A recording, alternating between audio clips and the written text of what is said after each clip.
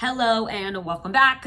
Today we are going to talk about something that I don't think I've talked about yet on the channel, but is really so important. And honestly, without this topic that we're going to talk about today, none of the other stuff that I'm even talking about matters at all. So listen up. So what do you do if you have, number one, already identified that you are lonely? Number two, you've started being more social. You've identified that introducing yourself to more people and flipping the switch in your brain to open to making friends mode instead of closed off mode.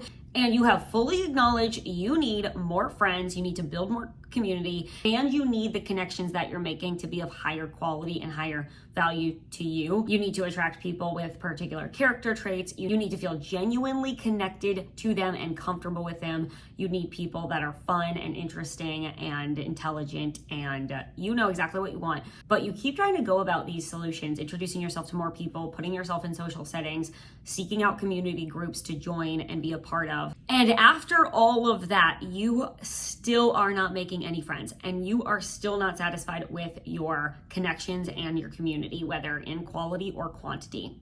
This is why this is so important, because you can identify that this is a problem, but if you don't know how to approach the solution correctly and effectively, you will not make any progress. Okay, so what I want to talk about here is how you're coming off when you're introducing yourself to people and when you actually are a part of social settings. I've experienced a lot of these myself, and I've also seen this in people in my immediate circle, or not even my necessarily immediate circle, but just people that I've been around in my community. And I'm here to pitch you the idea that you might be going about it wrong, or at least ineffectively. And what I mean by this is there's a lot of things you could be doing that could be potentially off-putting to the people that you're trying to introduce yourself.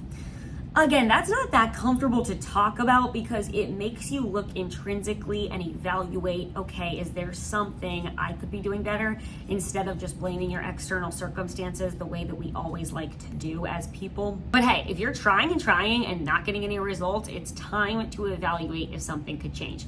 So I only want to talk about 3 potential things you could be doing that could be off-putting to people.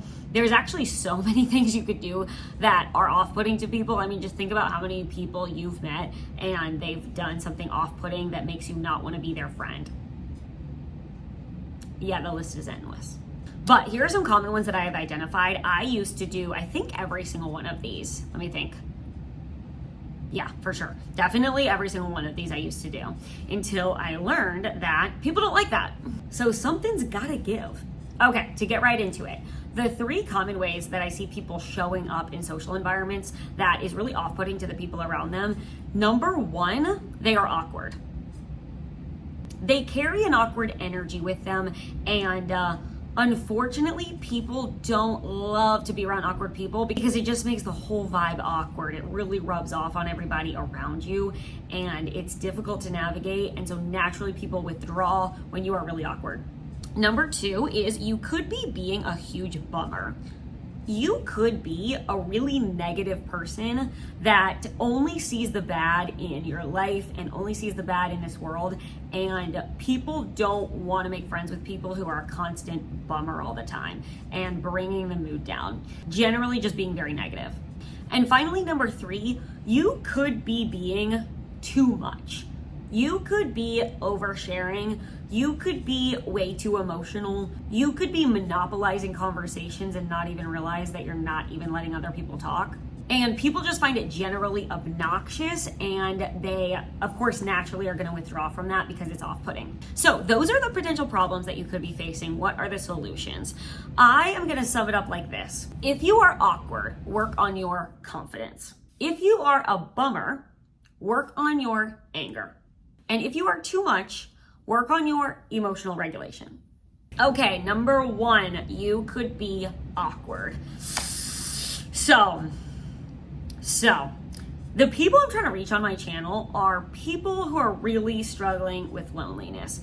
And unfortunately, there's definitely a correlation there. If you are really struggling with loneliness, it's likely that you might be one of the more awkward people.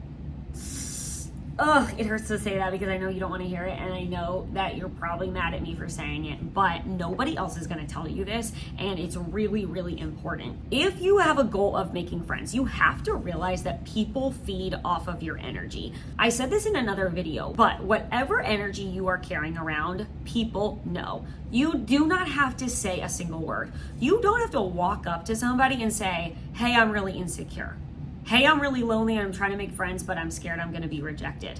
Hey, I've never really done this before, but I'm trying it out. Hey, I have my guard up and I really don't want to share a lot of personal information with me. Obviously, you're not going to say that, and obviously the other person isn't going to say it to you. Nobody's going to walk up to you and say, hey, you're really awkward, but I noticed you're trying to make friends. Just so you know, that's not going to help you. Because awkward people don't know that they're awkward. Or maybe they do, but if they knew how to fix it, they would just fix it. They would just flip a switch and they would not be awkward. But unfortunately, this is working against you in social settings. So you haven't figured out how to flip the switch in your brain from awkward to not awkward. And what do you need to do? You need to work on your confidence.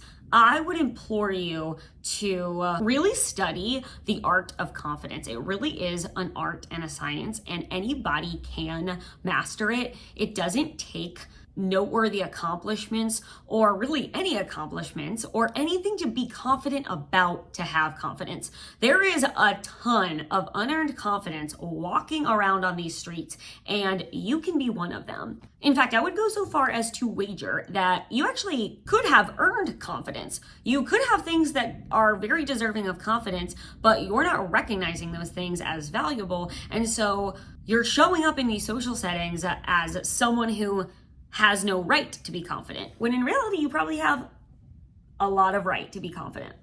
So even if you have to exit this video right now and not watch the rest of it, I want you to promise me that you are going to study confidence. Now, unfortunately, the best way to really take on confidence is by having someone in your immediate social circle that you can kind of observe the way that they move through life, the way that they move through social settings, the way that they interact with new people, the way that they interact with their existing community. Up close observation is such a valuable resource, but if you don't have that, there's so many creators on TikTok, on YouTube, on Instagram who talk about confidence and how to have more confidence if you currently don't have any. And I'm telling you, people want to be friends with confident people. In fact, confident people really struggle to be friends with insecure people because that insecurity rubs off on them. And that person doesn't want insecurity. They've already escaped the trap of insecurity. They are confident and they don't relate to a person who's insecure because they're simply going after their goals, tackling their dreams one by one, day by day, and they're excited about life. The thing about people who are confident is that they're excited about life. The thing about people who are insecure is that they're not. They're scared of life. They're operating out of fear. So if you find yourself a little bit more on the insecure side and feel like you're coming off really awkward to people that you're trying to introduce yourself to, this is affecting you. I'm sorry, nobody's going to tell you it. This is a problem for making friends and deepening connections. You have to work on your confidence, and there's so much information out there on what builds confidence. I want you to take this on as a project, not only for your friendships, but just to help you navigate life. Confidence helps you navigate life in every area. Relationships definitely, but also it's going to be good for your work life. It's going to be good for your physical health.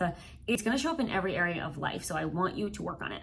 Number 2, if you are being a huge bummer, please don't be this person. This is totally within your control, is the unfortunate part. I want you to assess, honestly, if you are being a really negative person and if you're bringing that negativity into your social settings, into the people that you are meeting and into the people that you already know. Once again, it's really about your energy rubbing off on other people. The reason people don't want to be friends with people who are bummers is because it then dampens their mood. It rubs off on them.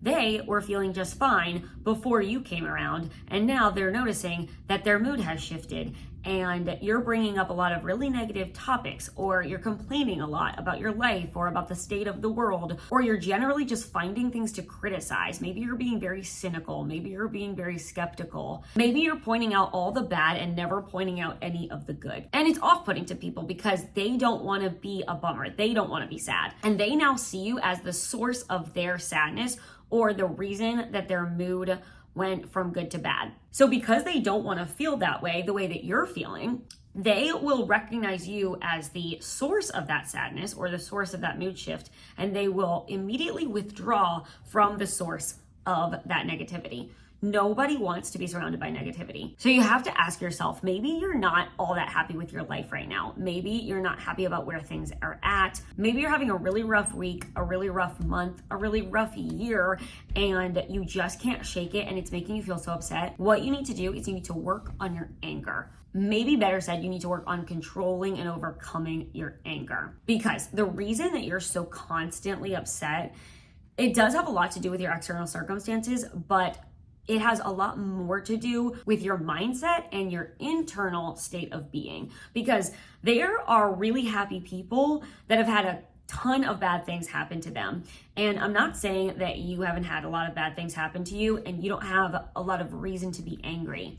You do. You probably have a lot of reason to be angry, but we all have a lot of reason to be angry, and you're unfortunately choosing to dwell on it while other people are choosing to overcome it and find solutions to it and be excited about the future. Don't be the person who makes people not excited about their day, about what you guys are doing, about the social activity. Just don't be a bummer.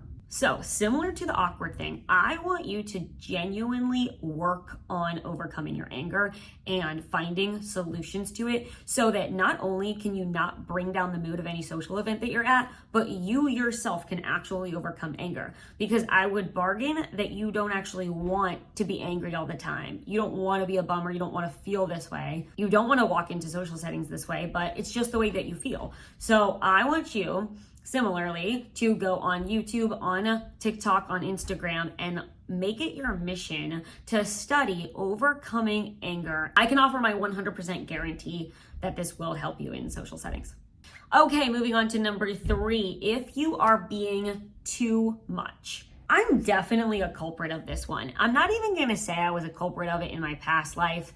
I think I still struggle with this one because I tend to just be a lot. The thing about me is I have a lot of energy, I have a lot of passion, I have a lot of things to say about a lot of topics, and I generally really want to share everything with people. So sometimes I show up to social settings and number one, I'm oversharing, and I really just need to regulate.